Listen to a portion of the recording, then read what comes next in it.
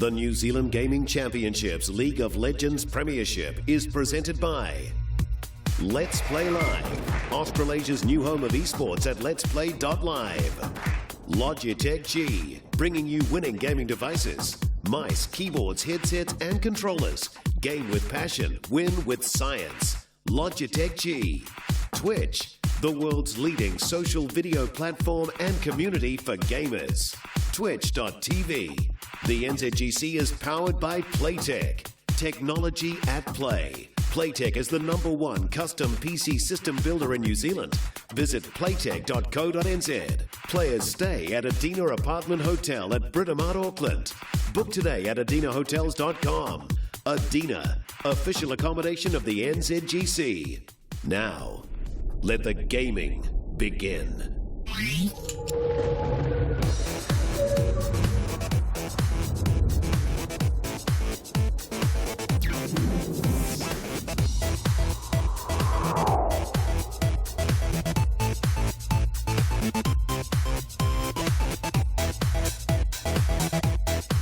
Tonight's matchup, DNA versus Too Easy.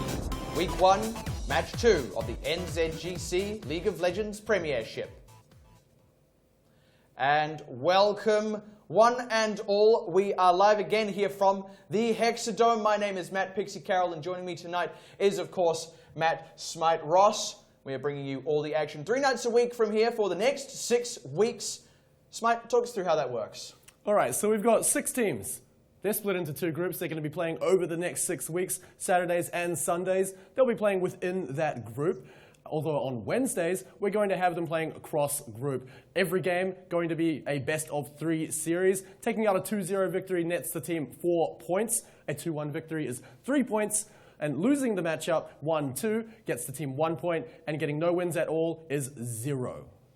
So, of course, every single match is important. Points on the line every single time these teams play. So, with that in mind, let's take a bit of a look at how this week has been so far and what we've still got coming up. Well, of course, last night we had a great start to the series. King 5 taking out a returning victory 2-1 against Tiger Eye. And then now, tonight, DNA, the wildcard qualifier team, is taking on the 2nd seed from the major qualifier, Too Easy. And then live from the Hexadome, live on Sky Sport 3, the villains, the returning champions, will take on the cast of All Stars Decode Esports. Definitely looking forward to that one on the Wednesday night. But of course, tonight we have DNA taking on Too Easy. Like you said, wildcard qualifier taking on the 2nd seed from the main qualifying event. So we're going to take a bit of a look at how these 2 teams stack up against each other. Of course, it is DNA. Like you said, like I said, it's the wildcard qualified team. Really strong matchup coming in here with a roster of, well, all-stars. Every team has a lineup of all-stars. But let's take a look at them. Top lane is Sheldor. In the jungle, it's going to be 021. Mid lane is Ark. In the AD carry is Neff. And of course, supporting him is I'm Tilting. Key player to watch here, 021 in that jungle. Really renowned for a very aggressive playstyle. Yeah, veteran of the university circuit to be sure. And of course, coming up against them is going to be Too Easy with Jack Attack up in the top lane, Dan Dane in the jungle, Arcale in the mid lane, and in the bottom lane, Blinky and Cupcake at AD carry and support respectively. And I would say they're the lane to look out for. In fact, I believe the 2 of them as a duo have just qualified for the OPL as members of Exile 5. So absolutely skilled players all across both of these teams. Be a pretty exciting one. Yeah, key matchups in very different sides of the map, in the jungle, in the bottom lane. But we are ready in the lobby. Into Champion Select we can go. And we'll see both of these teams in the first matchup of tonight. And here we are in the pick ban phase. And I'm very excited to see what comes out here. I feel like, yeah, there we go, Sona. I was about to say, Sona must be banned away from I'm Tilting. He's an absolute wizard on that champion. And I feel like in the same vein, there really needs to be a ban against 021's Nidalee. We talked a lot last night about Bill's Nidalee. 021 is the other very notable Nidalee player. But I'm keen to see what DNA choose to take off the map first. Comfort bans have been very, very popular during the qualifying tournaments. In the first matchup last night, though, teams actually let some of the comfort picks slide, like that Nidalee, like, hey. Well, there we go, it's going to be banned away. Also banned away Rek'Sai. Yeah. That's a more common one we see as a very strong top-tier, all-rounder jungler, but the key thing is the ganking pathways that become available to Rek'Sai with that tunneling, and you can do it all before level 6. Yeah, and the jungle pool is actually thinned out a little bit with Nidalee and then Rek'Sai off the table, 0-2-1. In a way, that Rek'Sai gets banned out away from him as well. If he's not on that super comfortable Nidalee, he's going to have to go off to something else. Rek'Sai would be an option, and now it's not. So, like I said, thin jungle pool. Sivir, though, going to come off the board here, for DNA. Taking one of the roles away from, one of the characters away, from Blinky. Like you said, one of the all-stars coming up from 2EZ. Taking that Sivir away going to be very impactful. However, Blinky's a player that's known for being able to play a variety of champions. So it's more taking away the composition style that Sivir brings rather than target banning against Blinky. And yeah, Gangplank, Talia going to be the last ones off the board. I do like the Gangplank ban out there. Sheldor, fantastic at that champion. And then Talia again. It looks like here 2EZ have gone for very targeted bans. They've taken Sona, Nidalee, and Gangplank away from I'm Tilting, Ark, and Sheldor respectively. And then DNA have just gone for taking away general power picks and forcing 2EZ onto, again, second priority champions. And Sheldor are going to go ahead and lock in Victor and also a hover here on Jhin. So not often we see the laners picked up first, but wow, those are some fast picks from 2EZ. Let's take a moment to assess what's just happened. No questions about those pickups. Karma, one of the strongest supports in the game right now, with the playstyles really revolving around that rotational style, that AoE speed burst, absolutely crucial to bring. Caitlyn, another very good generalist AD carry, very, very safe. Putting Blinky on that champion. His positioning is, well, to put it, superb during team fights, keeping him in a very safe role, particularly because they've got Annalise, so you're lacking someone like Gragas or Rek'Sai in the jungle as an additional bodyguard for your AD carry. So having Caitlyn able to step that little bit further back is going to put one of their all-star players in a much safer position. And I do just like the general poke strength that comes out of that lane, to be totally honest. Already we're seeing from 2EZ a team that, wants to get onto those turrets pretty quickly. That's one of the big pros of Elise as a jungler is the range auto attack, right?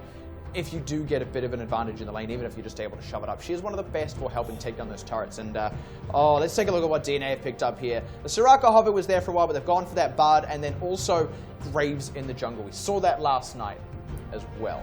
And that was on a composition that was full of very squishy damage-dealing champions, and they almost did a very similar thing last night. Where they would pick Soraka. If they picked that, then the team lineup would be very, very easy to kill. Now they've got the Bard, which brings a great ultimate at keeping players alive in burst situations. I do like the Bard pickup. Just in general, the strength that can bring with the Jhin in any in general is what I'm trying to say. And of course, as well, I'm Tilting. Known as a pretty roaming heavy jungler, actually. So, jungler support, yeah. Well, you Steve roams, that's the key thing. And rounding out the team got now for 2EZ, of course, Blinky on Syndra and Trundle to give themselves a little bit of tankiness up at the top lane. And in that vein, I really feel DNA need to pick up something nice and tanky for that top as well to hand over to Sheldor. Quite a few options available, key one actually being Shen. You can pick that up, keep your, not only AD carry from the bot lane, but the one coming out of the jungle as well, very, very safe. The ability to teleport across the map globally, throw that shield on very squishy characters, but it's not going to be the Shen, it's going to be the Na. Again, a very good champion at bullying someone out, but late game brings massive team fight potential with that ultimate. The other great thing about Na that we always talk about, right, is just how he spikes. He's very unique in how he spikes, because he spikes with going into that mega form, right? And you can actually influence when you do that and how you do that, at least in the early phases of the game. And I talked about the strength of Nidalee as a turret pusher. Graves does actually bring a similar strength. A little bit less so because he does have that reload mechanic, but he is still ranged and just exerts a ton of pressure through sheer damage. If you time a gank alongside the Na going mega, you will force the enemy out of lane. And that's an opportunity to take down a turret, right? I would really like to see 0-2-1 path in that kind of way, and 0-2-1 known as a very aggressive jungler. With all that in mind, though, we're going to duck away for a moment after some quick words from our sponsors. The NZGC is brought to you by our incredible technology and media partners.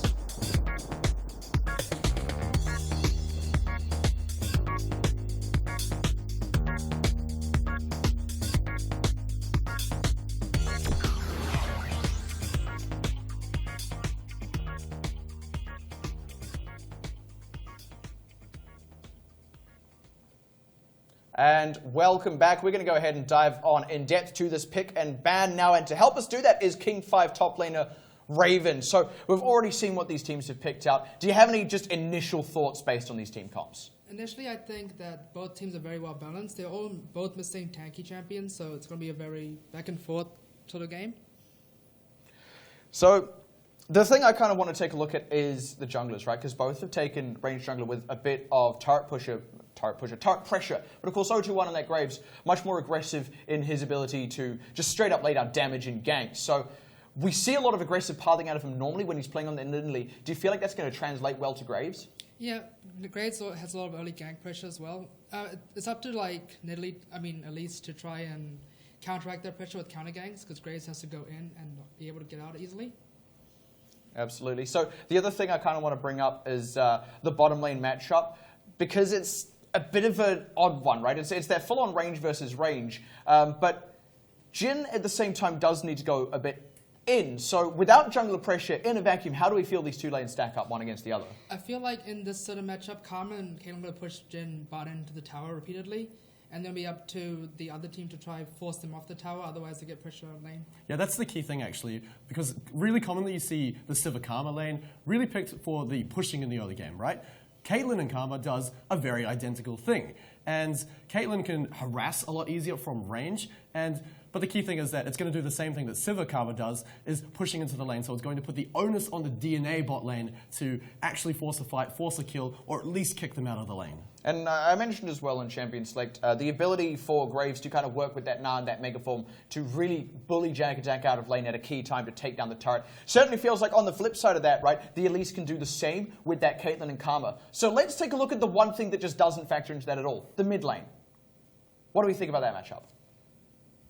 What was the mid lane matchup? The mid lane matchup, that's a really good question, actually. We'll be able to bring that up on the screen in just a few moments. But we don't have any roamers, like really hard out roamers. That's the key thing, I think, there, right? We do have a bit of pick out of Syndra and a bit of wave clear out of Victor, but neither are actually going to be involved in those early movements with taking down turrets. So they're kind of going to be operating in a bit of a vacuum. How does that 1v1 go? I think Syndra actually has the advantage of a Victor. She actually has kill pressure in that matchup if she has enough jungle pressure. So if Elise ends up ganking that lane a lot or getting a lot of deep vision, Victor might be in a lot of trouble. And of course, on the blue side as well, there is going to be that Dragon Pit available for them. So if we're identifying the bottom and mid lanes as the areas that need to get the most attention from Elise in the jungle, does Dragon marry conveniently into that, or can they just kind of let the lane snowball? I think they should be focusing on the top side of the map because DNA has a Gnar into a Trundle matchup, which is really easy for the jungle to come and abuse. So if they focus on the top side, they might be playing to their stronger side. I think it's also a really key thing as well because they're bringing Graves in the jungle as well. Taking him into the top lane has immense burst damage. But the key thing is that you've got to keep tabs on where the Elise is in the jungle because that can absolutely turn a tower fight, a tower dive around with the stun, the lockup, and then the execution damage as well. So keeping tabs on the enemy jungler is going to be key in taking down that top lane. And like Raven here is saying, snowballing that lane where Gnar can get really ahead. So with all that in mind, what do we feel like the just flat-out win conditions are of these two teams? Both the teams are actually really good at sieging, so you probably want to see more pick from DNA and more siege from Too Easy.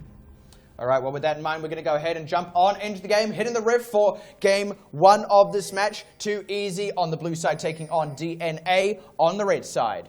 So last night in the openings of almost every single game, we saw teams take a very defensive, fan-out, catch every point of entry into their jungle style.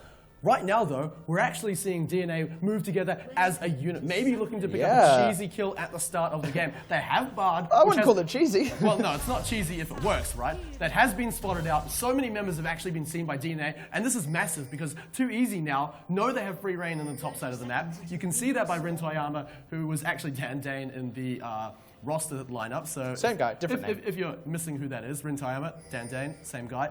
But he managed to get deep into the enemy jungle and drop some key vision. And that spots out 021's start. That's actually really crucial when we were talking about how important the early movements of 021 are on that very aggressive Graves. And then again, spotted out by the volatile Spiderling. So actually, that kind of pulls down Sheldor just to kind of protect the start. I mean, Elise isn't exactly going to go in for an invade, but, you know, they need to be aware of her presence. They need to make sure that she doesn't pull anything too funky on 021, even just dealing damage. And a very common thing for Graves in the jungle to do is either go straight to the enemy's second buff to steal it away from them and get a 3-buff start. 021 isn't going to have that option available to him this time because the enemy team knows exactly where he is. Now, we saw Blinky and Cupcake maybe looking to do some shenanigans around the Gromp, but very cleverly, DNA had that entrance blocked. Yeah, they're not going to let that happen. And we see that so often, especially with Karmas, right? Funnily enough, we also see it with Bards, but not so much on the red side. So yeah, just going to keep their laners safe. 021 and Rintoyama both starting in the top sides of their jungle as all of these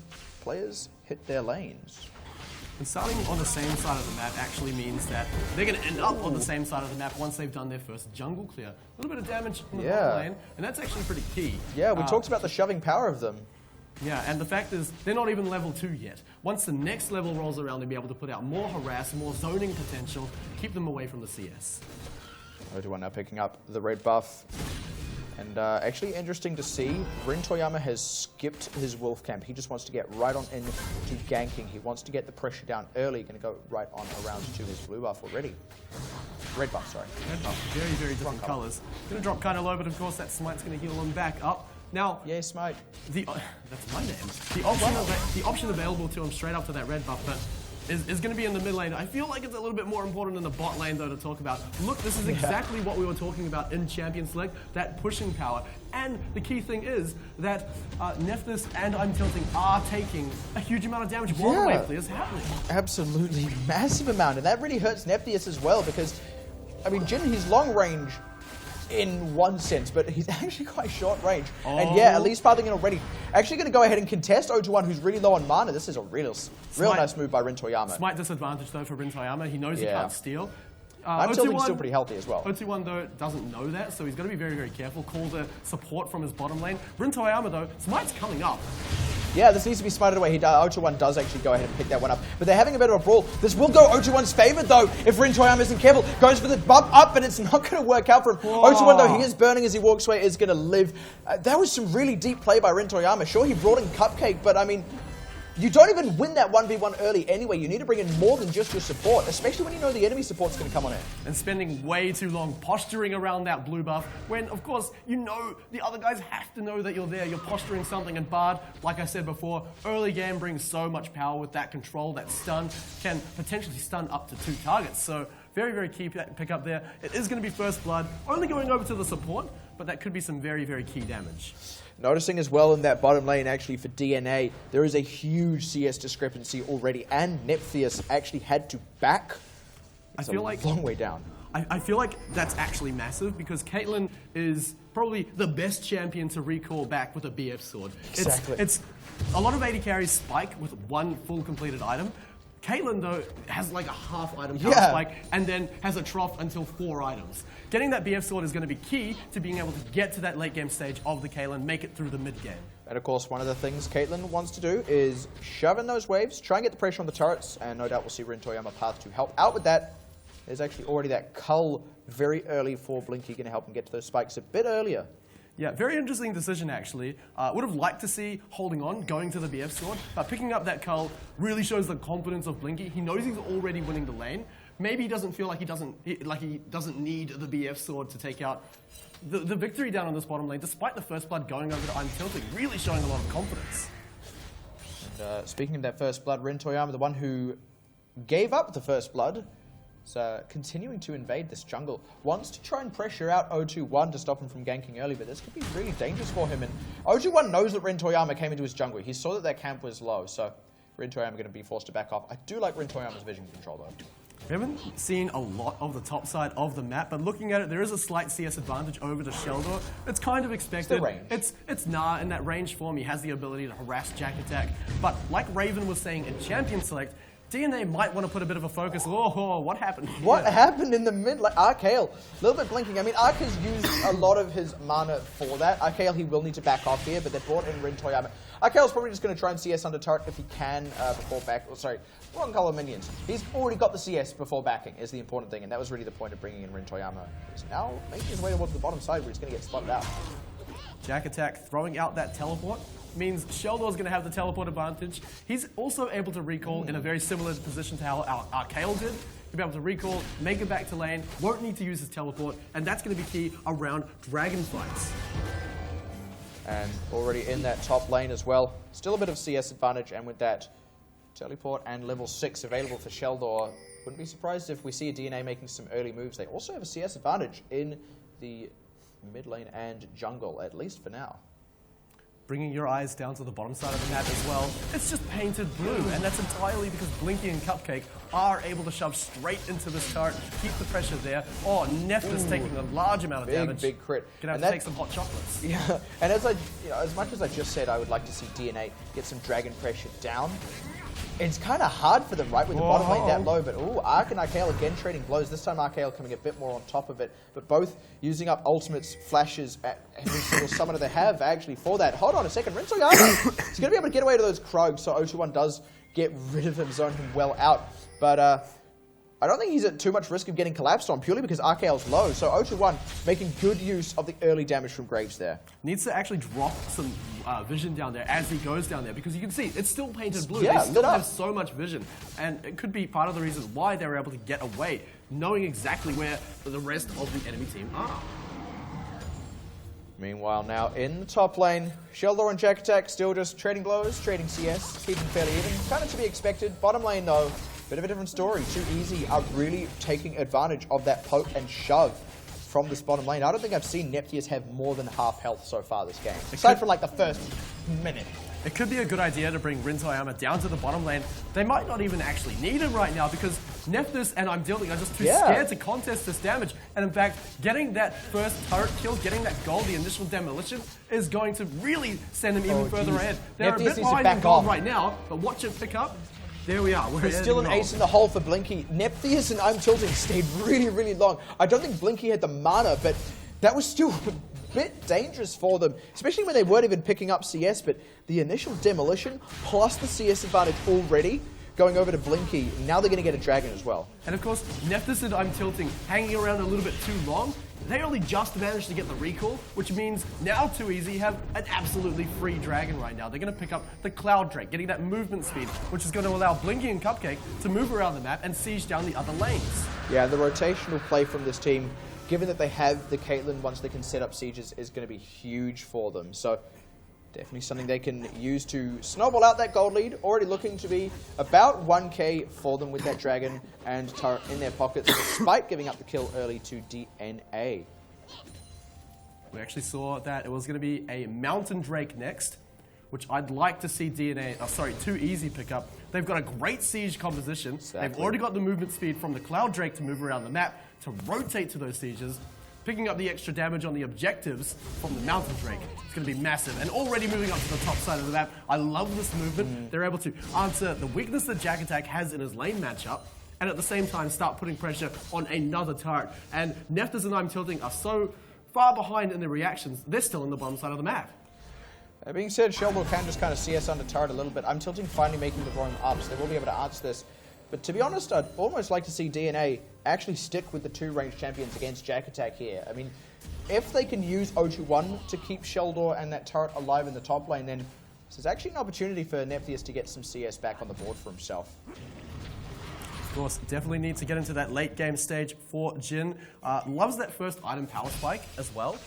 2 items, in fact, Jin just loves all of his item power spikes, but in any case, really looking to finish at least 1 item. He's only got half an item completed right now. You compare that to what Blinky's got, but in any case, there's a bit of action going on in this mid lane. 0-2-1. Trying to bait it out here. Not quite going to happen, unfortunately. Arkael, he's not going to take that bait. 0-2-1's going to head down to the bottom side instead. Actually reading the situation very, very correctly, because of course, he didn't have vision down there. But bringing it up to the top side of the map, Blinky and Cupcake doing the exact same thing as before. I'm Tilting really necessary up here, but here's the dive! The damage to get out to block out an ace in the hole, but it's not going to matter if you are already burning. I'm Tilting just straight up died. Good roam by Rinsoyama. Pixie, things are looking pretty even right now, but if you have a look at that gold score, Too Easy actually inching out ahead, and I really feel like that's been the bottom lane entirely. with that CS advantage. But this tower is dropping quickly. The way they're taking advantage of it, they're not giving DNA an opportunity to get back in here. The way they get in is, of course, through that Graves, through the early pressure he can exert. That window is closing fast, and if DNA can't get some gold in their pockets, then this game is going to run away in favor of too easy. One thing that Graves does bring, even from behind, is that wave clear from a safe distance as well. So what DNA need to do is match the movements coming out from Blinky and Cupcake. They're not quite getting it right now. This tower is dropping more, but they're bringing out a team fight. And they're going to open up the curtain call as well. A nice tempered fate onto Cupcake, but they don't quite have the follow-up. Sheldon finally goes in with it now, but no one's there with him. He's just not tanky enough, and RKL roaming up has picked off 0-2-1. They were busy dealing with him. Now I'm Tilting is in trouble. He's going to have to back away. Blinky flashing forward for it. Oh, is that too deep? Ark, he says yes it is. Ren Toyama drops down, and now they're going on the aggressive FPS. He's looking for the crit. Can he find it? He gets it on RKL, but that's not enough for the kill. Cannot get the snipe either. Ooh, with the deadly flourish, and they do kind of limp away. We're going to take a look at how that went down, like we saw Sheldor a bit too isolated there, given that 0-2-1 was busy dealing with the Syndrome. Yeah, the key story was during that Nara ultimate, right? No one was there to back it up. But in any case, the result of this team fight is that everyone on Too Easy had to go back, had to recall to the fountain. And this tower is dropping. They'll be able to even up gold. In fact, they are slightly behind, but this tower should even things up. But they're taking a little bit too long to take it down. Jack Attack holding strongly. The rest of his team should arrive in time to keep it alive. Yeah, I do like that move by DNA. They did get that kill on the board for themselves and sent Too Easy away very low. It's a shame they couldn't get more kills, but putting some pressure on the turret is the right thing to do, because now they've got that option. If they set up that same kind of thing, they can actually get some turrets in their favor, even up the gold score a little bit. But let's take a look at what's happening on the screen, because Rift Herald going away like they're going to be handed over to Jack Attack. It is being spotted out right now, maybe a little bit too late. 0-2-1, if he wants to do any damage to that Rift Herald, needs to jump over the wall into absolute dangerous positions. It goes, the turret goes down, but 0-2-1, he actually flashed instead of taking Magical Journey. They're taking so much damage already from the likes of Blinky and RKL, just the crits and the straight up one target damage from RKL. And turret as well going down to Blinky in the top lane. Sheldor is trying to answer that, but there's going to be a teleport for Jack Attack. It really feels like DNA can't quite find their feet in this game. Too Easy during that Rift Herald attempt actually read the situation perfectly. They knew that DNA had just recalled. They knew they had the numbers advantage to leave Blinky in the top lane and continue their win condition, which is just siege down turrets. They've got massive wave clear and siege potential coming out from just the Caitlyn alone. That Blinky is just mowing down these turrets and is a really key reason, along with the CS advantage, why they are so ahead in goal. But Ark! Ark ate a stun to start it off. The Timid Fate saves some mid-syndrome. Oh, good call there by Tilting to just chuck that one out, keep his mid laner alive. The thing I want to touch on is you talked about the wave clear from Blinky. Of course, the answer to that right now is Ark, but Ark is just not big enough yet to really clear out those waves safely. Certainly not with the individual pick pressure RKL brings out. Yeah, RKL, especially with the lineup that they're bringing, Nah being really the only tank coming out from DNA, RKL is able to pick out anyone on the team, stun them up, the rest of his team can follow it up, and they can get a kill very easily. Ark might be able to survive because he's running barrier, but other than that, everything should be a very, very easy kill. And they're already setting up the siege for the mid lane now. This is where that strength lies.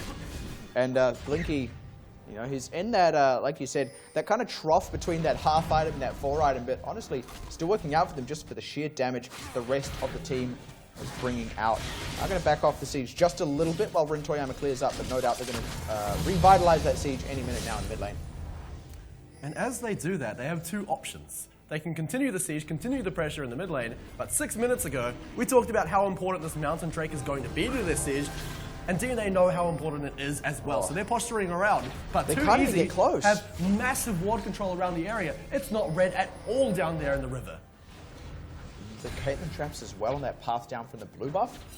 I don't even know if DNA really have a path into this. They just kind of have to give it up to Too Easy, and they have to keep giving up a lot as well. It's kind of unfortunate for them. They need to look at him, he's coming Oh, off. okay, this is the good way to do it though. 0-2-1, he's trying to get on in.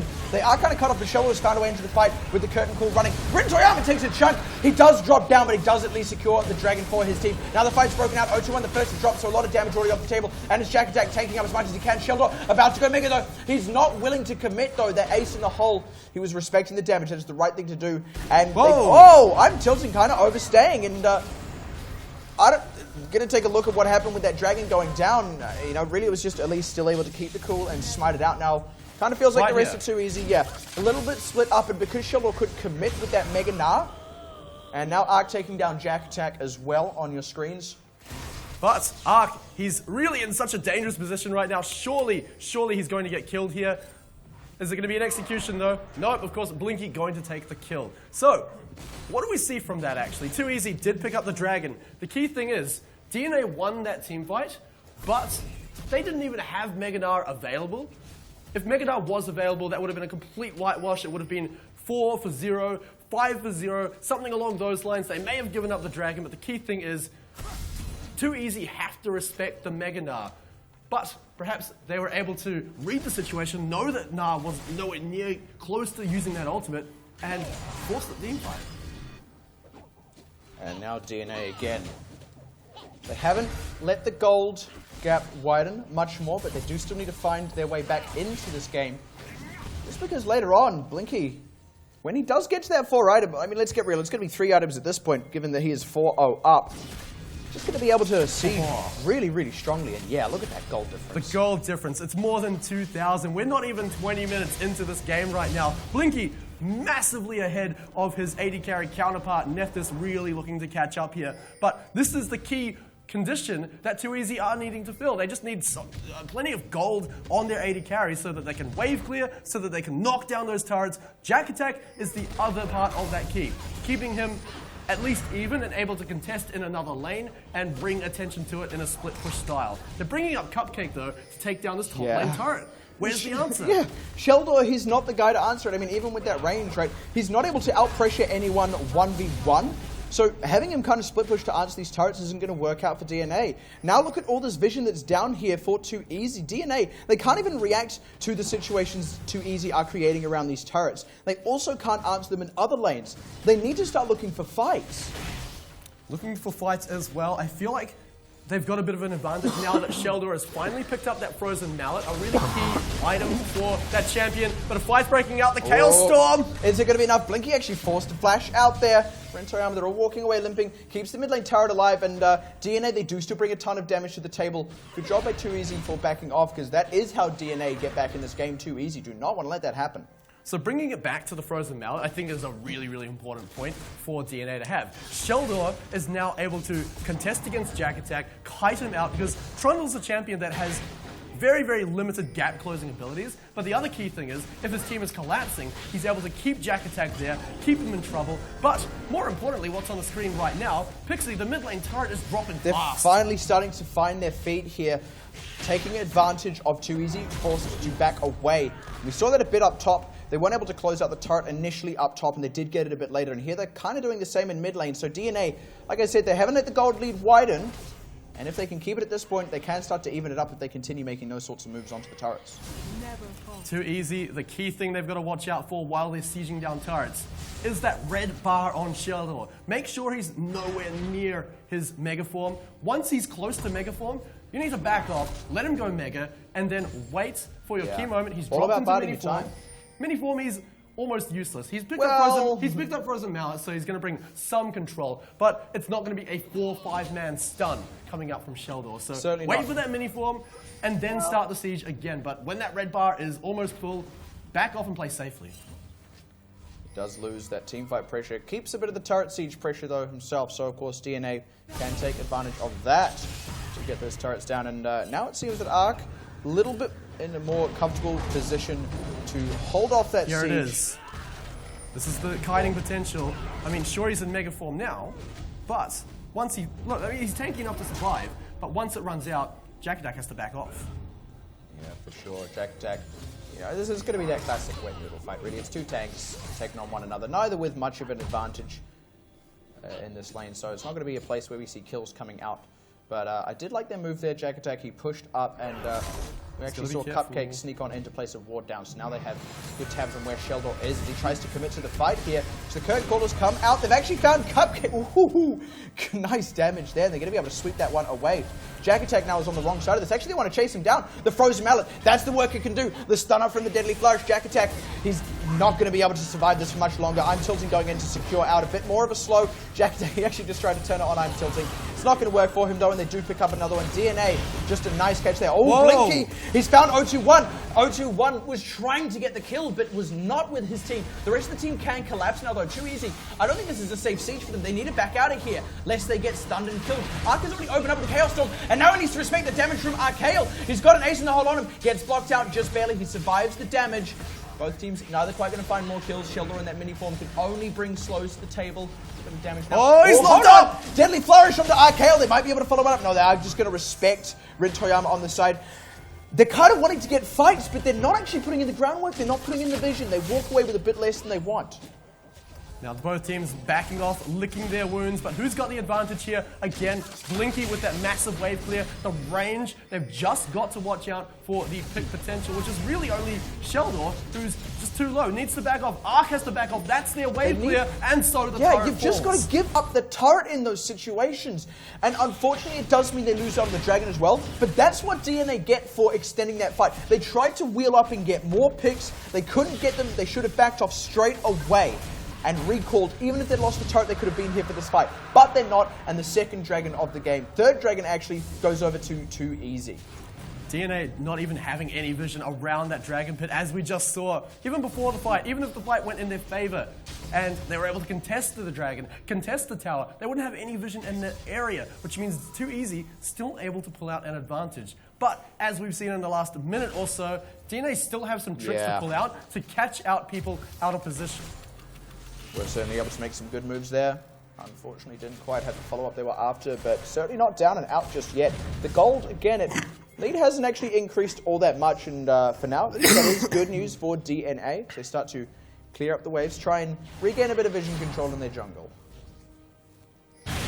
Still though, that's only defensive vision, but who cares about that? Whoa! Aggressive vision trying to go down for Rin Toyama. He gets away a little bit with that repel. Now I'm tilting is going to be the focus as 021 limps away. Ark trying to commit as well. They don't have the numbers because they have their 80 up in the top lane. Neptune is nowhere near this. Again, DNA need to back off. They were not at all prepared for what Too Easy were going to set it up, and they need to leave before they die. And so Too Easy get commanding presence in the top side of the jungle, able to drop wards everywhere. The one place DNA had vision. The tier 2 turrets in the top lane and the mid lane, they're now set up for a siege, easily on the top lane. This is going to drop freely, but as they return around to the mid lane, look at all the vision they've got available for that. They can just go straight on around, and with 2 Mountain Drakes, plus the rotational power they get out of the Air Drake as well. The Cloud Drake is the one I'm looking for. Yeah, they can just kind of move straight around for this if they want. I think actually they're going to try and pressure out the Baron. I don't know how I feel about this. It's a bit more risky, but if they catch 021, then it's not risky at all, and that's exactly what they do. Now I'm tilting in trouble. DNA, they can't even take the fight when they've got even numbers. And this isn't how you set up advantageous fights, right? And now the question is, Sheldor's going into his mega form right now. If Too Easy can read this, but hang on, the AD carry's low. Yeah, never mind reading this. Too Easy. They get enough damage onto Neptius, but he's forced to back away, so they're going to go ahead and siege down that mid lane turret. They don't need the Baron. Sheldor, he's going to try and answer, but this is... It's peanuts. Let's be honest, it's peanuts. The bottom lane turret for the mid lane inner turret with Baron pressure and vision control in favor of Too Easy. Sheldor isn't gaining enough for his team by not being in these fights. He actually was forced to recall there because the threat of Too Easy moving in, taking down the inhibitor, and taking this even further, forced him back, wasn't able to get a lick of damage on that bottom lane turret. Jack attack there anyway, just in case there was any threat. Too Easy really setting up for their win condition now. They can return to that side of the map. Still, look at all the deep vision that they've got. That's going to play so well into their siege. And now DNA. They're just going to try and slow this one down. They know that they have a lot of strength in this team comp. They have missed a bit of the window to get the snowball rolling, but they do have a bit of late game insurance if they can get those picks. They need the vision control for that. But Too Easy, with now about a 4, actually just about a 5k gold lead now, starting to get into these inner structures. The key thing about that gold lead, though, is where all the gold is. It's all on Caitlyn. 6-0. Let's have a look at that gold. Oh my goodness. Almost 4,000. It's very rare you see a gold lead that massive. Too Easy have been playing it perfectly and funneling the gold straight to where it needs to be. Able to siege down those turrets. Sheldor may be caught out here. Yeah, he knows that if Cupcake is going that aggressive, that something bad is coming for him. He gets a scoop against the wall. Oh, and a Tepid Fate. It actually means he can't get the damage on the Cupcake Blinky! now. They do get Blinky, though, but they've lost one of their own. They've lost I'm Tilting and Nara's back into the mini form. They can't get the extra damage, and Jack Attack is keeping Sheldor out of the fight. There's no one there to support him. Ark is finally here, but Sheldor... Oh, he's getting a little bit of a heal. Just barely gets out. Actually, Jack Attack's gone too deep. He couldn't get the follow-up damage when the subjugate ran out. Now Nephius picking one up. Now they're going to get a stun. Ooh, Archael. There wasn't actually the setup for the stun. He did take a chunk, but they are going to get out with that karma. That's the sort of fight that DNA need to find. That was on a knife's edge, but they absolutely made it work. Key thing is that Jhin ultimate, the curtain call, is very key if it hits the right targets. And it in did. Fact, no one was guarding Blinky. And of course, looking at their lineup, it's hard to actually get the right bodyguard. Jack Attack's really the only one that can tank up those shots, where 26 minutes into the game, Nephthys has actually finished almost 2 items right now, so curtain call's going to hurt. And there's the finishing off of that mid inner turret. Sorry, outer turret. They did groundwork for that one before. Like we said, they need to get a couple of picks, send to easy packing, and then take the turrets. And it's still working out for DNA. They absolutely are finding advantageous fights, and that's really just the team fight strength out of these guys. I would have liked to see DNA move around the Baron area, drop some vision around there, because it's got to be on the minds of 2Easy. We've seen them start attempting fights around that area, but without the vision down there, DNA have no chance of going for a contest, when really they should, because Mega Gnar, narring everyone into the wall, is so powerful in there. And he doesn't have it available. Yeah, this is the same thing 2Easy did just before. Last time it blew up in their face, but this time DNA aren't ready to respond to this. I'm Tilting not there for the save. The scoop is against the wall, but Sheldor, he knows he's a dead man, and there is not the response from DNA. This time Sheldor was a bit too far out.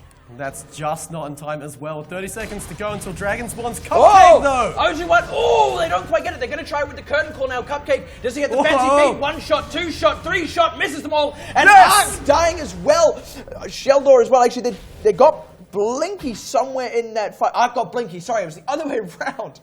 That is a key pickup, so they do trade 1 for 1. There was the curtain call out, though, which means they aren't able to have any response pressure on this Baron or the Dragon about to spawn. Oh! Archael, what are you looking for? I don't think you found it. OG1 found you instead. DNA, they're starting to abuse 2Easy, who are going too deep, playing too aggressive.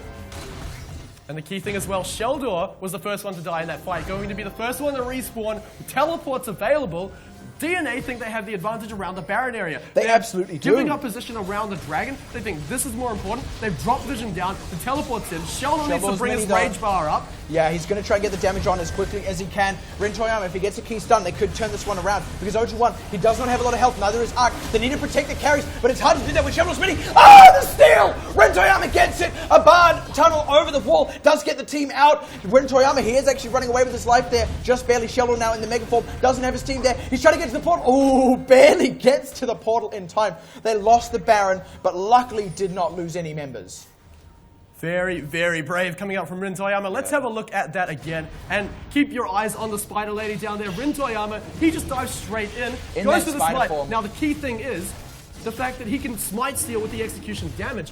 OG1 doesn't have that. He smited early. That was the key thing there. Getting a Dragon as well off the back of that, just because DNA were forced to recall with their health bars so low. And DNA, having just looked like they were evening it up, are now back where they were 5 minutes ago. They are back behind the gold lead. And if there's one thing you want on a siege composition, it's that Baron buff, sieging up the minions, making them able to destroy those towers, demolish them. Inhibitor turrets are all that remains for DNA right now. They are locked in their base. They already were struggling with their vision, and now they're locked in and can't get any more. I'd really like to see them set up a 1-3-1 here as well. They can kind of keep Blinky safe enough in one of those side lanes, and we know that Sheldor can't go toe-to-toe with Jack Attack, so they can definitely send him off to the side, even if it's a 1 and 4. That is how you crack the base right now. The very dangerous thing about doing a split push style like that is the key point that I made before. Bodyguards are limited against that curtain call protecting Blinky. If Jack attacks on the other side of the map, he's not able to protect them against curtain call. They might be caught out here. The snare does happen, but I think they're all right. But key thing is keeping Blinky alive during these sieges. Yeah, and they're going to start and try and set it up. Looks like they're going to go for the top lane first. Rin Toyama doing the groundwork, and that is going to be where they commit.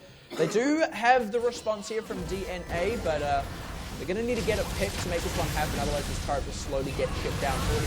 There it is. The curtain core to try and stop it out. 021 wants to get the damage on as well. No timid fate just yet. They're not quite looking for the catch. The curtain core ends up getting stopped. Arc is actually quite low, as is 021. They can't really commit. They lose the turret. Now they get stunned. Oh, Sheldon, he goes big. Whoa! Oh, the timid fate saves him though. What else can they find? The answer is nothing as Sheldon drops Arc to follow because they just can't get the damage down. They get the first inhibitor already.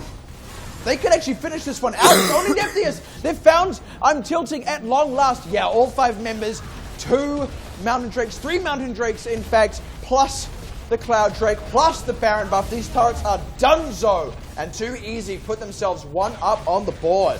Whoa, what a match. That just shows Too Easy picked a win condition and went for it. And all the gold went exactly where it needed, straight onto Blinky, their all-star AD carry player, really showing why we featured him as a key player from Too Easy. Exactly, and him and Cupcake both just played the early parts of that lane really well. That being said, DNA, they had shining moments, right? They did what their team comp needed to do. And even when they were behind for most of that game, they were still often winning fights just because of how their team comp worked, right? That was good. That's what they need to be doing coming into this game too, because of course, Too Easy, they're going to be looking to close it out 2-0. DNA do not want to let that happen. So we're going to take a little bit of a break, then we're going to come back for that game 2 to see if DNA can close it out. Sorry, Too Easy can close it out, or to see if DNA can at least put one back on the board.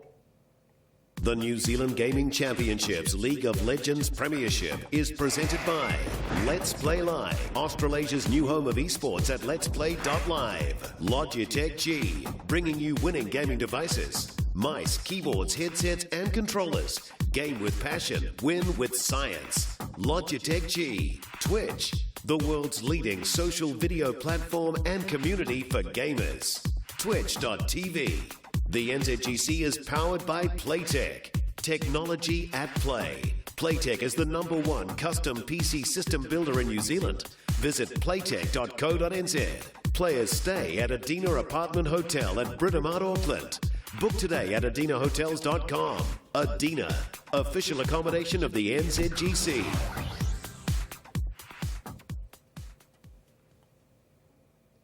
And of course, welcome back, ladies and gentlemen, boys and girls.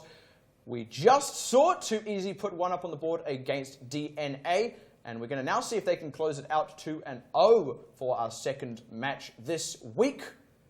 Let's have a bit of a recap of that last game, because it was still quite a tight one. It was really tight, but every answer points towards Blinky. Too Easy played straight into Blinky. They had the split push option there. Jack Attack didn't quite get far enough ahead to really be an option, but it was all on Blinky. If we can see DNA notice that and create a strategy in case the same thing happens again, they may be able to come back and take a win. And speaking of Blinky, let's take a bit of a look again at how these teams stack up one against the other, who is on them, in case you are just joining us now. Of course, first up we have DNA, who unfortunately were not able to pull out the win. Absolutely glimmers of hope there. They really took it to them, and it is going to be Sheldor in the top lane. 021 in the jungle, looking like a bit of a superstar for now. Arc in the mid lane. Neph, also known as Nephius at AD carry, and I'm tilting in support.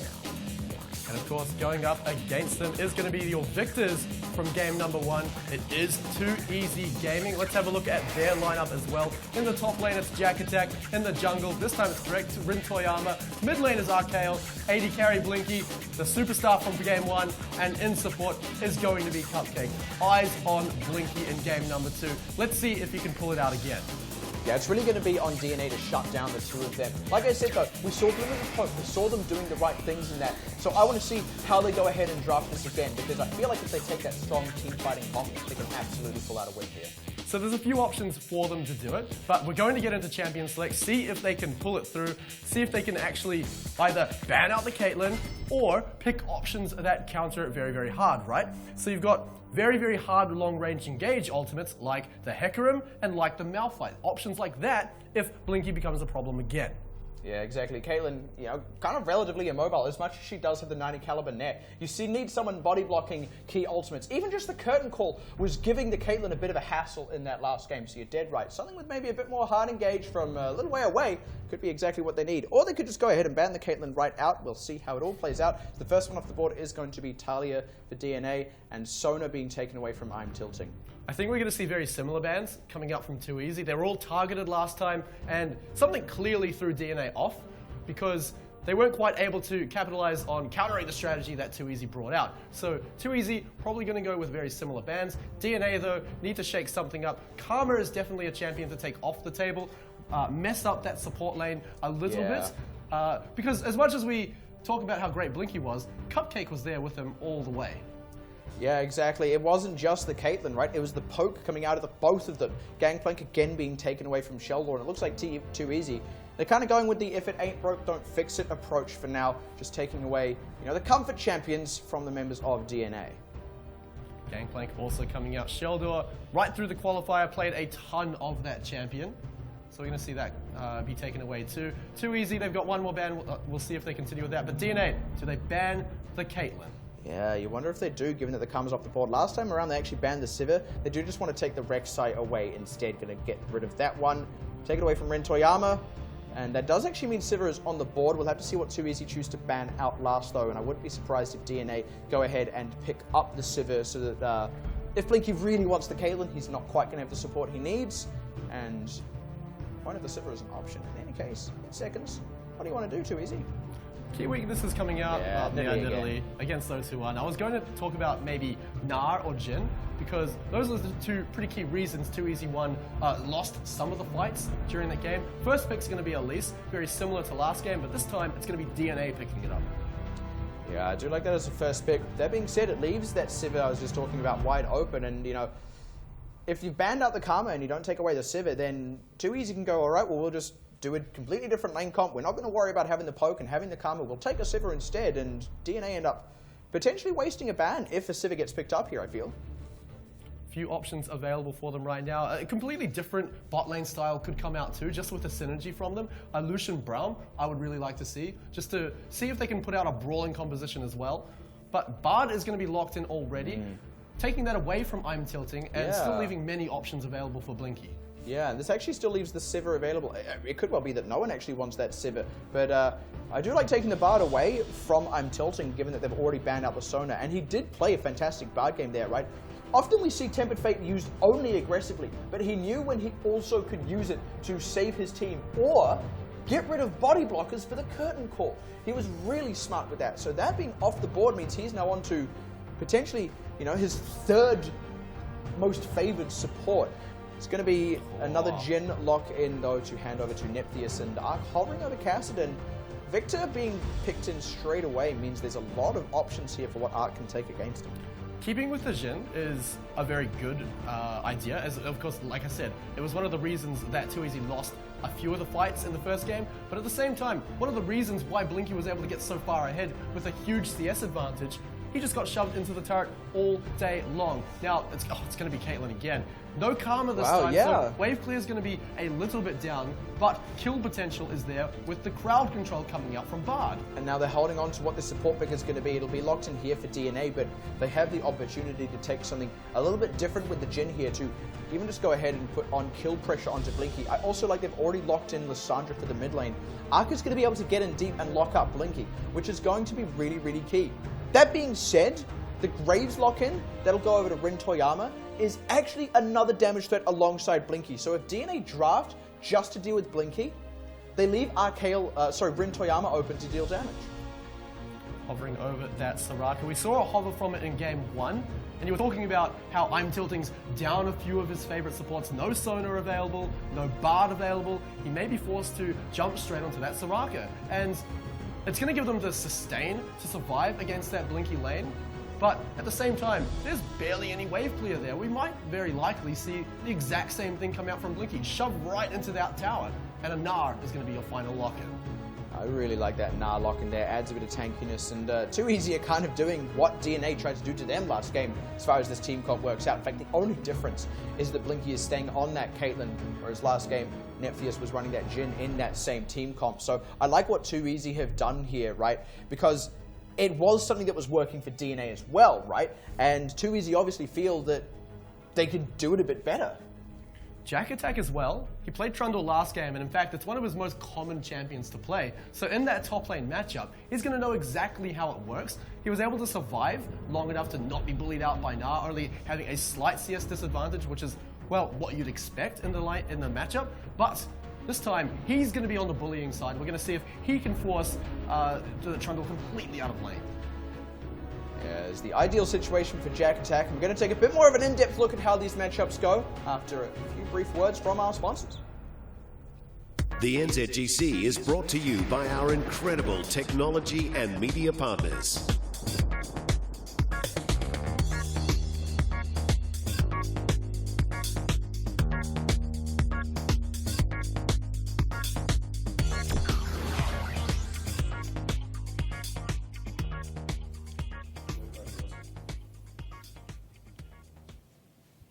And of course, welcome back. We're going to take a look at that champion select, and again, to help us do that and break it down is King 5 top laner Raven. So we're seeing 2Easy take basically what DNA took against them last game, keeping Blinky in the Caitlyn that did so well for them. What are we thinking about that? Is this 2Easy just saying we can do it better? I believe so. From the team comps itself, 2Easy play their comfort champions. They're just trying to play what they're good at and just muscle the opponents. Sorry, I was gonna say, the difference though this time is that, well, DNA have the options to dive straight onto Blinky, who is a key problem in game number 1. They've got Lissandra to jump in and use the point and click stun, which not only locks him up, but does a ton of burst damage. And to kind of speak to that, so given that, and given the tools they have to manage Blinky this game, what do we feel the overall win condition is for DNA? If they lock up Blinky, how do they then turn that into a win? They generally go around objectives. They really fight in choke points. They have the Jhin, they have Lissandra, they have a lot of choke pressure, and so they can force objectives, they can take Blinky out of the map, and then they can just push towers down afterwards. At the same time though, 2Easy have a great lineup against the choke points too, so they've got to keep eyes on where particularly Victor is, because Chaos Storm is one of the best abilities to have in a choke point, and then of course the all-important Gnar ultimate, which can just knock everyone against the wall, keep them locked up, and again, one of the biggest swings in team fights. So I kind of want to bring some attention over to that Victor as well, because last game we saw Victor Syndra, and Raven, you said that kind of goes a little bit in favor of the Syndra. This time we're seeing Lissandra into Victor, and Victor being played this time by Archael. It's Ark and Archael. It's really hard to get right, but it's going to be played by Archael, who was against the Victor last game. How do we feel like this matchup goes on paper? On paper, in a vacuum, Lissandra should have the advantage. It forces Victor to take cleanse. However, the strength really comes in the teleport that Lissandra can take and have more map pressure compared to the Victor, since the Victor has to take cleanse. So one of the things I also touched on in that champion select is, yes, there is that Lissandra to deal with Blinky, but we've also got a much more aggressive jungler coming out from that side. They're picking up that Graves, which is going to be another threat. How did DNA deal with that second damage threat? Well, look at the DNA lineup. They already have 2 or 3 really beefy champions, while the lineup from 2Easy is really, really light on that. So in a really short engagement, they can easily burst out any of the squishy carries and then force the fight there. However, it's going to be a lot more difficult 2Easy to get actually picks against the front line again of DNA. All right, well, of course, 2Easy, they want to try and close this one out in a 2-0. How do they do that here? What is their win condition? Their win condition is open fights, lots of mobility. They have Bard portals, they have Caitlyn traps. They line up in front of a tower, they pick at it, and they go somewhere else where the enemy team isn't. And just keep repeating that until they finally just wear out the defenses. I feel like they still have a similar win condition to last game as well, just because they picked up Caitlyn on Blinky again. Caitlyn just brings a siege composition almost entirely on her own, which allows 2Easy to do a very, very similar thing. I feel like they're going to dominate the bot lane again. The statistics are just there. Blinky and Cupcake are a great duo lane. So I feel like that's going to happen again. Gold's going to go to Blinky, and they can siege to win as well. And I just want to touch on that just briefly before we get into game. How do we feel that bottom lane matchup goes this time? Do we feel like DNA have maybe learned from their past mistakes against Blinky? I feel because Cupcake's an amazing player on support, and his Bard is really well known, it's going to be the advantage of 2Easy again. All right, well, there we have it. And both of these teams are going to go ahead and hit the rift. 2Easy versus DNA. 2Easy already 1-0 up, wanting to close it out. DNA wanting to put one back on the board as both teams hit the rift. So last game, at the start, we saw DNA all move together as a unit. They're doing the same thing once again. It's going to be all about whether they get caught out by any early vision, any early wards. The result of the last game was that they all got spotted, and vision was put all through their jungle, allowing Too Easy to know exactly how 021 was moving. This time, though, they're playing it a little further back. What are they planning here? Yeah, maybe going for a bit of a late invade. They don't want the early spot out to come in. Blinky, if Blinky is where DNA goes, Cupcake can kind of help collapse, probably keep him safe. Blinky can get away over that wall as well, just with a nice quick flash, and they won't have any bar tunnels to follow it up. Could just be that DNA are maybe thinking Too Easy might pull something funky, and are just trying to keep a good defensive cluster here. In any case, despite looking entirely different on the minimap, both teams are playing very, very safely. And of course, DNA, they're on their last life in this series. If they lose this game, they walk away with no points. So they're going to play a little bit more safely, a little bit differently, but more safely, so that they're not going for any risky. Oh, if they stayed a little bit longer. They could have got Blinky and Cupcake here, you're dead right. Now actually Blinky and Cupcake have gone... They left no vision. And they've gone, wait, they're not in the bottom side at all. We can go deep here and spot them out. They're going to mess with DNA's bottom lane when they go for these Krugs. This is a really clever move by Too Easy. And both champions, very, very low mobility. Of course, at the very best, they're probably going to blow 2 flashes, maybe one here flash. They go. They don't even want to go ahead and take the Bard stun.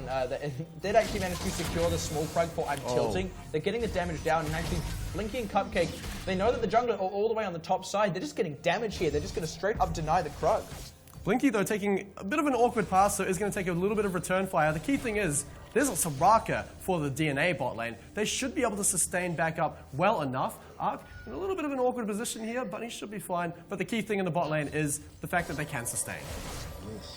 Both junglers starting again on the same side of the map. Both going top. Going to be able to path down to the bottom lane where already a lot of blows being traded. Would like to see Rintoyama go the stun. Hold on a second. Nepthius, he actually had to blow heal right there. He's still burning. Blinky did get exhausted, so he can't quite follow it up, but Too Easy. They actually really abused how much damage they'd already dealt to Nepthius, and I'm Tilting has not topped him up enough.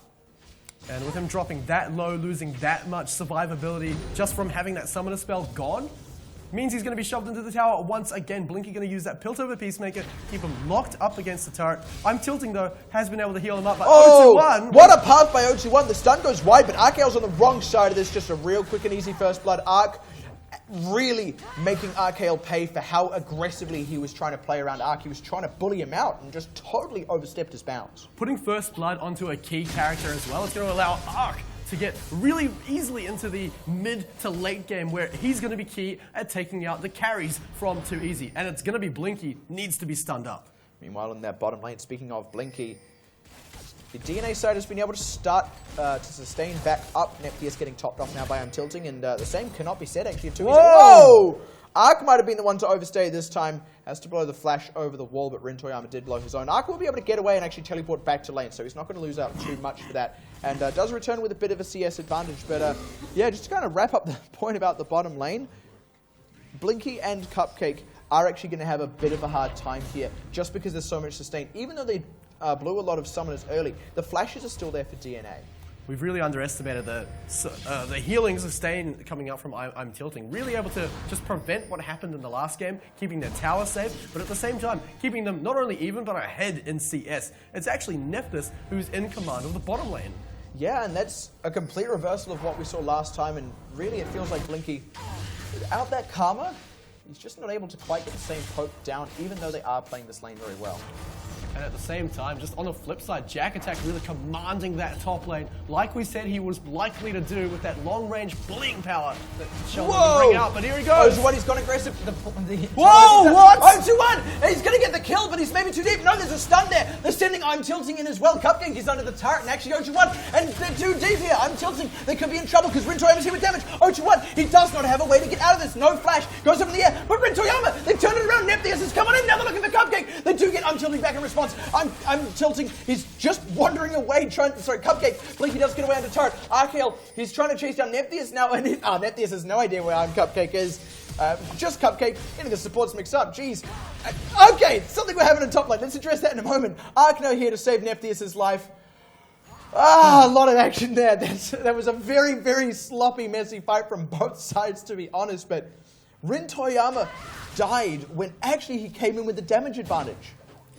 It all started when 021 took the most magical of journeys straight to behind the enemy tower. That is such a brave call. He thought he had the execute damage, but what's the first thing you see? when you come through a magical journey, it's a stun. Unfortunately, it wasn't a stun under the turret, which is the only reason O21 was able to stay alive. That and then the repel when Rin Toyama turned up, he was able to just barely keep it going. And RKL,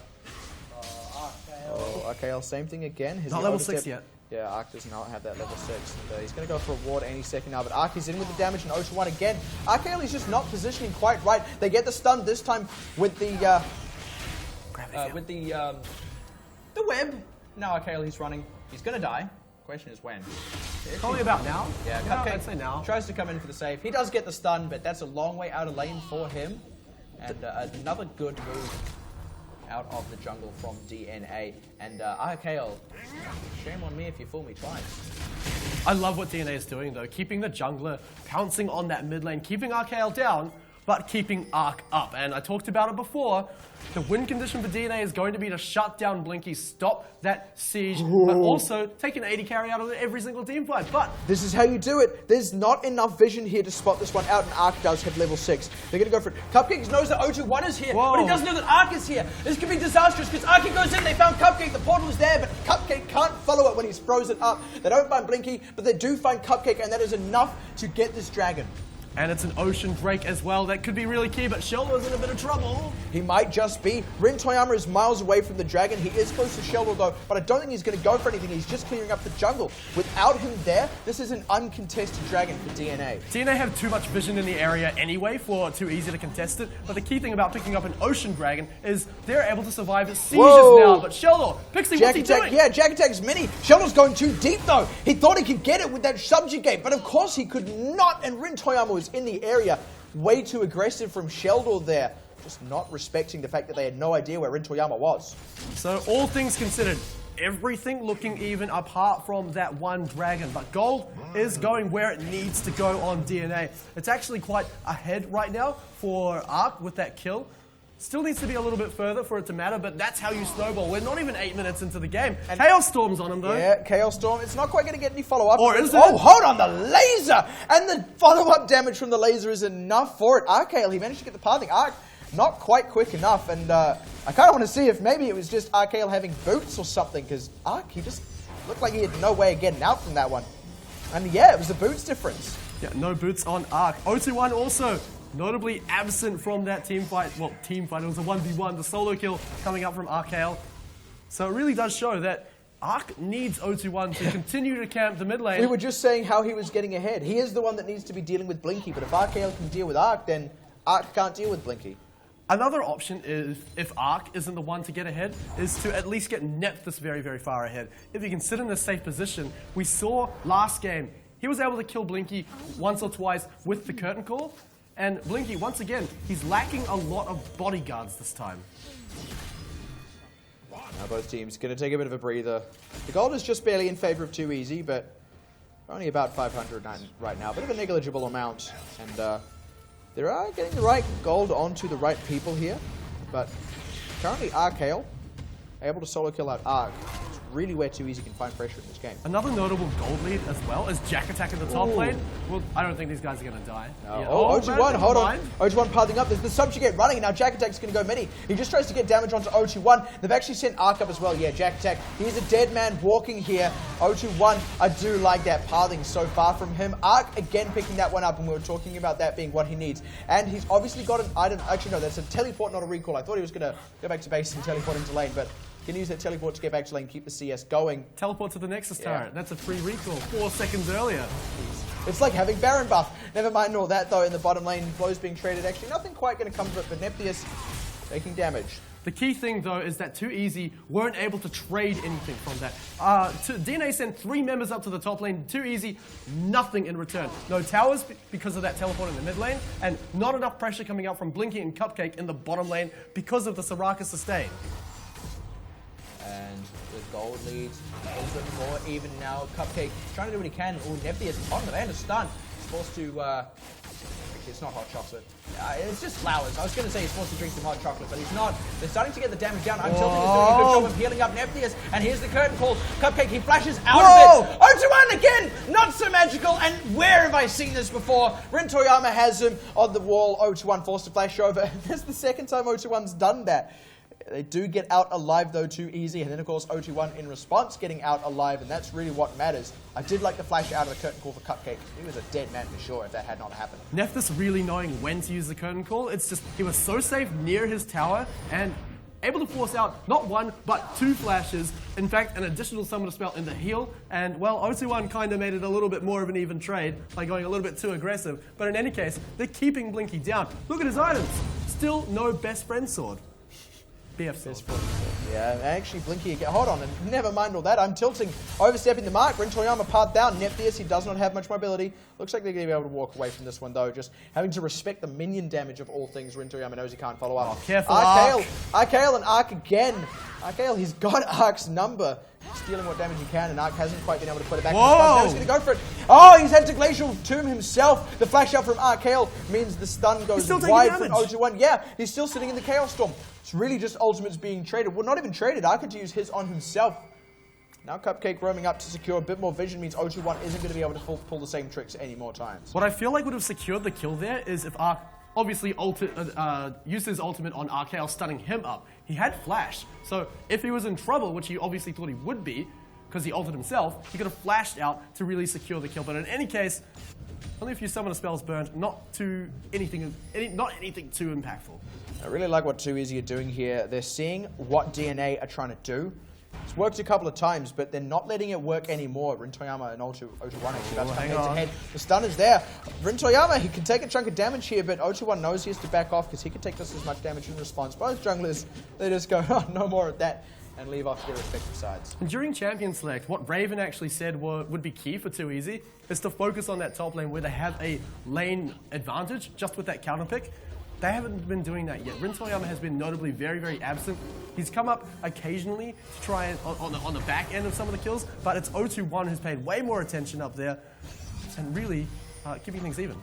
I was actually about to say, I really like how Rin Toyama has changed his jungle pathing, especially around the mid and bottom sides. In fact, predominantly that bottom side, like I said, 2easy, not letting DNA pull the same tricks on them, even though they've worked before, and I feel like a lot of that has come down to Rin Toyama's pathing. And a little bit more attention actually being put onto the middle lane, and I like that coming up from 2easy. They know that if Arc gets too far ahead, they'll be able to shut down Blinky very, very easily. Looking right there, that's an Infernal Drake. Going to be very key. Or is it a Hearthstone logo? I'm pretty sure it's an Infernal Drake. Oh, right. But he's coming out to play cards. Everybody get in here. Well, and it could be everybody getting in there, because actually that Infernal Drake is key for both of these teams with the pressure that they bring out, right? With the Nara and Graves, 2easy want a team fight. With the Lysandra and Jhin, DNA want a team fight. Infernal Drake is great for both these sides. Both teams lacking a lot of deep vision. However, there is that one ward on the red buff, but I don't think that's going to show enough for 2easy. They've already got the positional advantage around the dragon. They should be able to take this too easily. Jack Attack as well, keeping the pressure up in the top side. Finally going to get that demolition for himself. Nice gold boost as he goes Mega Zones Jack Attack away from the lane, and with that pressure up there, 2easy now have the ability to put some pressure elsewhere on the map, start rotating this into mid lane. DNA, they need to start answering. So, despite having a good positional advantage around the dragon, they've opted to not go for it and instead continue the siege. I'm tilting and Nephthys are forced to back away from this, but in a limited time, Arc is going to arrive. He's got that ultimate. They're starting it with the curtain call. Oh, but a really nice timid fate stops that one up. Nephthys is totally put out of that fight there. They're trying to get the collapse in, but Arc can't quite find the angle. It means he just has to back away. So, 2easy. They don't lose anything for that, thanks to a fantastic play by Cupcake. Cupcake still lacking the ultimate now, though. That could be key in the next fight. But honestly, if you're trading ultimates, taking away the curtain call is absolutely crucial. Infernal Drake still sitting there, tempting the teams with that He's just buff. like, come on, someone, please, someone come and take me. But no one really wants it just yet. Both teams need a bit more of a positional advantage before they do. It's too dark. Neither having wards down right now is just kind of stopping them from getting that positional advantage. And we've got to remember that 2easy have a great team fight around this mid game if they have the Mega Gnar. Oh, hold on in the mid lane. They're committing. They're committing onto Arcale. They're trying to get onto him. They do get it. You can see that they were just waiting at the very back of the recall. Arc started angling in towards it, so really nice move by there. And again, I did actually say, shame on me if you fool me twice and that 2easy weren't falling for the same tricks. Well, I lied because DNA just pulled the same thing again. Now Arc. Actually, that kill did go over to Rin Toyama, but 2-1 on Arc, 3-1 on 0-2-1. 3-1 on 0-2-1. It's a lot of numbers. They are going to be able to pick up the Dragon, and that's because Arc can now zone out Blinky. The most important thing is that they're able to get the Dragon right now. Arc, Oh. yeah, so sitting at the full front. Eyes on Rin Toyama because he could come in for a steal. I'm tilting. He's going to have to take a lot of damage. Whoa. They do secure it. Nice smite secure. Rin Toyama now taking a lot of damage. It's a couple traded back and forth because I'm tilting did drop down, but Rin Toyama being off the table means a lot of damage is now not there. Bard portal out to safety for Cupcake though. Nothing more going to come of it, but a kill each way and a Dragon for DNA does mean good stuff for them. I'm confused. 021 had flash available, didn't flash into the tunnel to continue on. Not that aggressive, but in any case, Jack Attack, he's got his frozen mallet, but he can't kite enough. Oh, Sheldor starting to put on the pressure with that subjugate and the bite to secure it, flashing in to make sure that one lands. Really nice stuff by him. Sheldor really trying to even things up, but if we have a look at the goal differences anyway, we're going into a pause, which is where we get plenty of time to look at the goal Plenty differences. of time to look at the goal differences. We're not going to see it on the screen, but it's going to be the top lane, because we saw the initial demolition go over to Jack Attack. And he's already winning the lane. I mean, sure, we saw him just die. Well, so, he's winning, but he did die. Well, that's the thing, right? I feel like the pace of this game is actually starting to change a little, right? Jack Attack has got a good lead for sure, but Sheldor is now at the point where, at the very least, he can stop the split push threat, even if he can't create one of his own. He's also not going to dive solo to the Gnar just because he's got enough tankiness, and the subjugate really helps out that 1v1. They're at the point where if either side wants more out of the top lane, they're going to need to bring up the junglers. And of course, we've seen both the junglers show their faces a few times, but 021 really doing it more often than the other jungler, Rin Toyama. Really, at least keeping his lane a little bit more even than it should be. But in any case, Jack Attack, very likely to be about 1,000 gold ahead. There's going to be 650 gold from the initial demolition, which is going to be key for that. He was about 700 gold, so maybe it's about 1,500, to be honest. It's a significant amount, to be sure. That's a very, very big item, if not even a completed item. That being said, the gold is also in the right places for DNA, right? And actually having gold on Rin Toyama is really helping them because him being able to deal more damage than 021, as much as we don't think of Elise as being a damage-heavy jungler, is actually really key when this lineup is so squishy, because it is, right? If he gets a catch and a volatile Spiderling plus a Q onto any member, that's half their health bar gone and they can't commit to the fight. That's exactly what 021 wants to do on Graves. He wants to get into the thick of it, right? So having those kills is actually doing a lot of work for DNA, even though we talk about how much Arc and the Jhin need them, right? It is a little bit different for Too Easy this game. They don't have all their gold funneled into a single advantage on one champion. Likely, it was Blinky in the first game. They don't have that this time. Blinky sitting, in fact, actually at a disadvantage. So really not the huge threat that he was in game one. What that does is actually frees up Arc on that Lissandra to choose who he throws that ultimate out on. So if Blinky's not doing enough, then he can instead go for an ult onto Rin Toyama instead on that Graves jungle, because he's damage heavy as well. Locking him up is going to allow you to kill him and take even more damage off the table. Yeah, it's one on that Graves jungle. And if not that, then RKL is certainly an option as well. As much as we were seeing RKL go toe-to-toe with Arc, right? Arc can just kind of ult him up, keep him out of the fight for a couple of seconds, focus on some other people, make sure his carries aren't going to die to RKL's damage, and there's actually just a tool provided there by kind of denying him from the fight, because right now, RKL is actually the point of strength for Too Easy. That being said, what did Too Easy need to do to leverage that point of strength? Because clearly that's where the win is going to need to come out from now. I feel like even with the Caitlyn behind, Blinky actually at a gold disadvantage at this point in the game, he still brings the siege, still brings a lot of wave clear, still brings a lot of threat on the turret, and if they're able to force pressure at the right times with the Gnar in the mega form, they need to communicate that to the rest of the team, say, all right, put a lot of pressure on the turret now, force them to engage, then they bring in the teleport, then they win the team fight with the Gnar, and really just continue the siege, start taking down turrets, and maybe win a team fight on the way. Yeah, I think you did right. Really, it's the siege, the wave clear that can come out from the victor. That's what Too Easy kind of need. The gold is actually still running fairly even, though, so both of these teams have plenty of opportunity to start executing more on their win conditions, and that win condition I feel has changed for Too Easy. We were talking about how they could kind of siege and rotate, but with that Graves in the jungle they would look to fight. That's kind of off the table for them, but I don't know if DNA are necessarily the stronger team fighters yet. I think they still need to be looking for picks. It's very hard to be the stronger team fighter with a Gnar on the enemy team. I keep going back to Gnar, but it's such an important ultimate. When Trundle's far behind, can't 1v1 the Gnar, except for that one time we did see it happen. But now that he's got Frozen Mal, honestly, Jack Attack should be winning that lane matchup. in the 1v1s and should be forcing many members to go and answer him. And that's how they are able to win with a split-pushing siege style, but at the same time forcing DNA to come in and fight them. Yeah, so both of these teams, like I said, it's still kind of even. The one thing that is very heavily in DNA's favor right now, though, is dragons, because they have two of them. Crucially, the Infernal Drake as well. The Ocean Drake, it's kind of useful, but not super useful, I feel, in this game, when both teams, they're not going to be in that kind of protracted fight, you know, skirmish a bit back off, skirmish a bit back off. That's not really the game here, right? The game is either pick and win or fight and win if you're DNA, and I guess fight and win if they can start to get a lead, but more rotate and get turrets. And Too Easy don't have any extra resources helping them out on that front, whereas DNA have the Infernal Drake, which is super useful in those team fights. Something that we also have barely talked about during team fights as we get back into the game is that Soraka, right?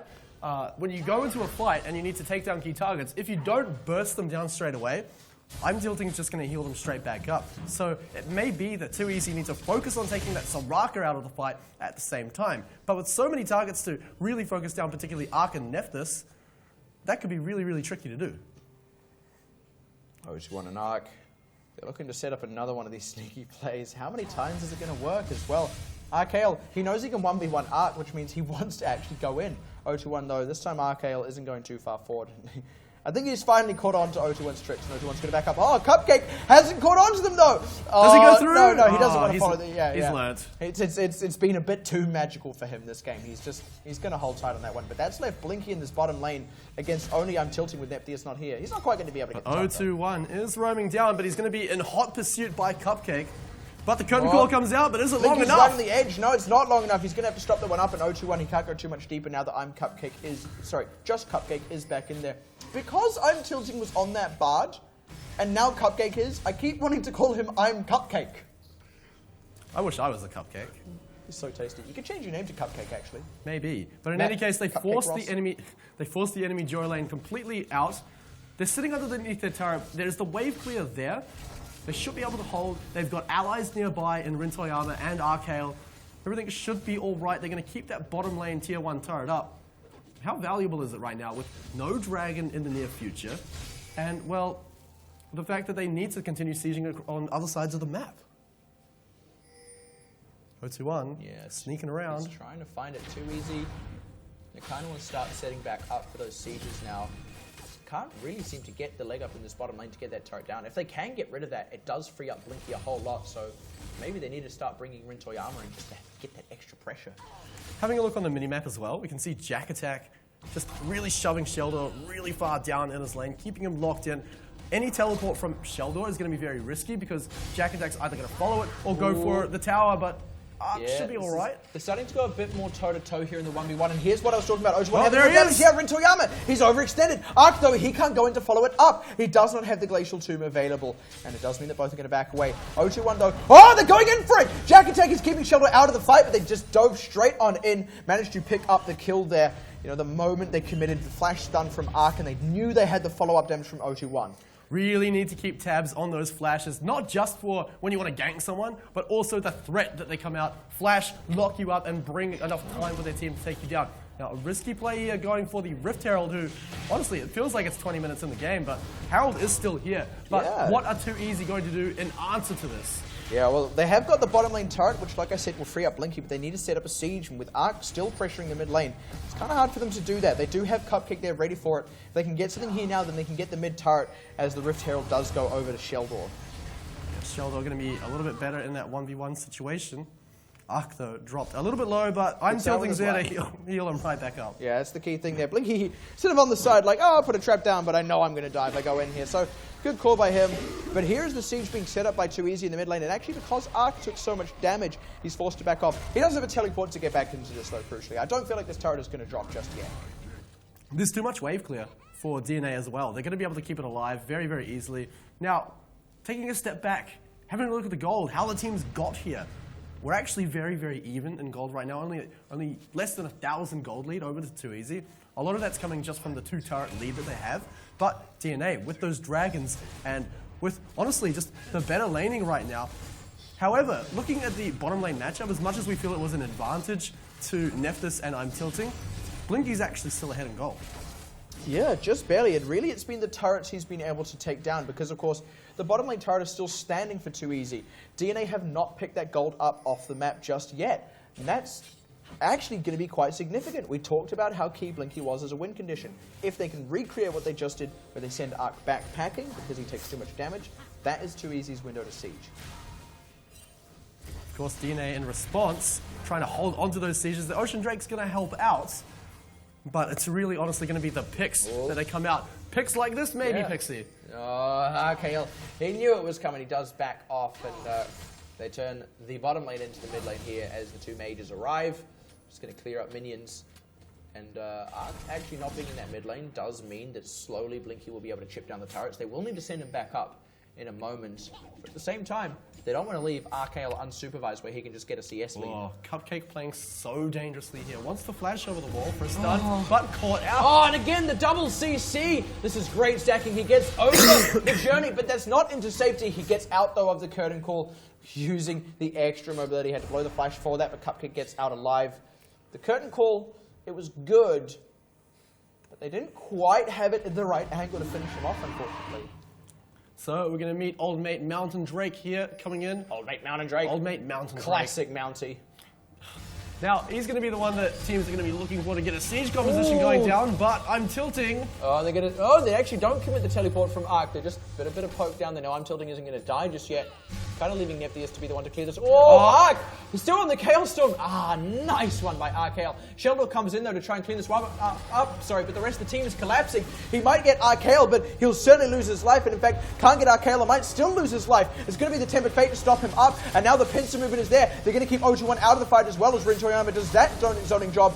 And now Cupcake, he's the one keeping Sheldor locked up. Nepthius is finally rotated down. They actually can't quite close out on Sheldor with their subjugate running. And the heal is there from the Soraka. They didn't quite get the kill. And that was all because Rin Toyama was busy stopping O21 from joining the fight rather than committing to the Trundle. Now, they think they've got the positional advantage here, and well, they do because it's a 4v5. But honestly, O21 great at stealing the dragons, but he's not going to go for it. I feel like that is the safe play. When you are behind, risking losing the series, you need to play safer.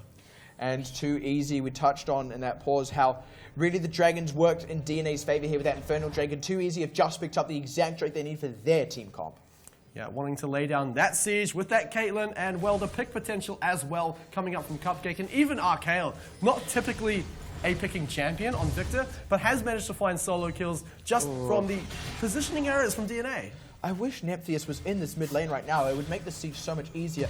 I think they still might get it. Oh, hold on. Teleport being committed and behind them. Jack attack. He is going to go for it. And actually, DNA are cut off here. Nepthius is miles away from the fight. If Arc drops, they lose all their damage. What was that? He gets Blinky first. And O21 gets double kills there. They do finally lose one because I'm Tilting got dropped, but too easy. They just fought their way out of the pincer with raw damage. That really paid off for them. And now with Nepthius, they are certainly getting this turret. That was a huge amount of damage coming out from DNA. They've got massive pressure on that turret. There's a lot of wave clear as well. But they don't have the numbers to answer Sheldor in the top lane. He doesn't have teleport, but slowly but surely, he's going to club that turret down, and it's going to go and hand over a little bit of global gold, and that's going to even things up. Yeah, let's take a look at how they were able to fight the way out of this one. This is a really nice setup by Jack Attack, and I think that was just a transition back to live. Never mind. All right. Well. I thought we were going in for a replay. Never mind all that. So, gold lead now looking fairly even. DNA making some good moves, and we talked about their team fighting strength. That was actually it right there. They were at a numerical disadvantage. I would like to say they only had one damage dealer, but they had Rin Toyama. Sorry, they had O21, right? That was the key difference. It's three different characters that can burst. O21, like you've been saying, Arc puts out a huge amount, and probably the most bursty of 80 carries, that Jhin played by Nephthys. Probably had his fourth bullet ready, or if not, got a lot of crit damage out. So they were able to burst Blinky out in the fastest health bar drop I've ever seen since last night, coming up from Kaio. Yeah. I'm getting way too many of these names swapped over because, of course, these teams are kind of playing opposite champions to last game. It's like Nephthys and Blinky are the only people on the same thing. But in any case, oh, wow, Jack Attack and Sheldor on the 1v1. See if you can actually... Sheldor, he's keeping that subjugate this time. Jack Attack has to be very careful when he goes into the Mega form because, of course, that's the moment when Trundle wants to throw out the subjugate. like right now, he gets the most benefit from it. Yeah, Jack Attack is about to go mini. He throws out the ultimate somehow in that Glacial Tomb, forced to flash away with that speed, movement speed on him. Sheldor, he's looking to get a pillar in. Oh, bumps Jack Attack, unfortunately. Hold on, he wants to go for it. He commits, flashes forward, but he doesn't get the stun. He does get the Q and auto attack. Here's Rin Toyama to help answer, and the rest of the team is collapsing. Arki wants to go aggressive, but he's not respecting the damage from Rin Toyama. Sheldor, he's looking for it, and the Timid Fate saves him. RKL's here with damage now. Rin Toyama does still die, but they will for sure find Ark. The moment this Zodius runs out, they find Sheldor as well. O21 is here. What? O21 melting Blinky. He gets one for himself back on the board. I'm tilting here. Oh, if I'm tilting drops, and this goes back in favor of Too Easy. RKL holding his heels. I'm tilting though, taking the movement speed. Oh no, he's turning back around, and he eats a laser. RKL able to scoop up another kill. Neptheus does answer with a turret, but that was so back and forth. Too Easy walk away with... Actually, no, they evened it out. It was a 3-for-3 in the end. Neptheus could have had a much more crucial role during that team fight. Yes, getting a turret is great, but a curtain call would have been amazing at that. He would not have even had to move far. The range on that ultimate is excellent. He could have had way more of an impact on that fight, but in any case, like you said, it's going to be an even trade, but all the way up on the side of Too Easy's base, so they're not able to move in, get positional advantage around any objectives. Now with the gold lead back in favor of DNA. Just a moment ago, it was about 1k ahead for Too Easy, and it really shows how even this game still is. DNA still doing very well in these team fights, and a little bit of that was actually members of DNA getting a little caught out of position. They made it work, and really it was them evening up the fight. But ultimately, Too Easy need to respect the damage coming out of DNA still. And a lot of the reason that O21's able to burst everyone down so quickly is, well, he has a huge gold lead over the enemy jungler. In fact, he's got 7 kills on his team right now, so a lot of the gold is funneled over into him. He's actually got nearly the most gold on his team, funnily enough. Actually, it's very rare to see that come out from the jungler, but in any case, he's picked up his Rylai's, he's done building damage. We've already seen him do enough. Now he's picked up the tank item there, so he's going to be able to survive against Blinky, which is the key thing there. Which means the Randuin's Omen, like you said, it really helps him burst down Blinky. And we've seen that in just about every fight in the last 10 minutes of this game. It's been O21 killing Blinky while Ark deals with other damage dealers. Like I said, the team fight potential needs to be respected. Rin Toyama not respecting Sheldor now, who, with that subjugate running, he's able to go into the turret. Rin Toyama doesn't have any other escapes. He's got no flash, and he can't kite out this Trundle, just sticking to him. And Sheldor flashing in to secure that one. RKL is here to answer, along with Blinky. Sheldor might have actually gone too deep here if he gets turned around upon. The rest of his team not willing to collapse. What they are willing to do is take an inner turret. Hold on, Tempered Fate saves that one up for now, and they're going to be able to come in with the response. Jack Attack, he's in without that Mega Form, but they are going to zone for now. Blinky looking for I'm tilting. They don't quite find it. Neptheus on the retreat to regroup with his team. But Blinky is a long way from this fight now. They can't quite get the damage onto Neptheus, even with Jack Attack Mega. The teleport! He's coming around from the side, but yeah, the teleport's going to split these members up. No, Ark! No! He's the one split up. He looked for Jack Attack. He does have a lot of damage. Jack Attack needs to get out of there as the curtain call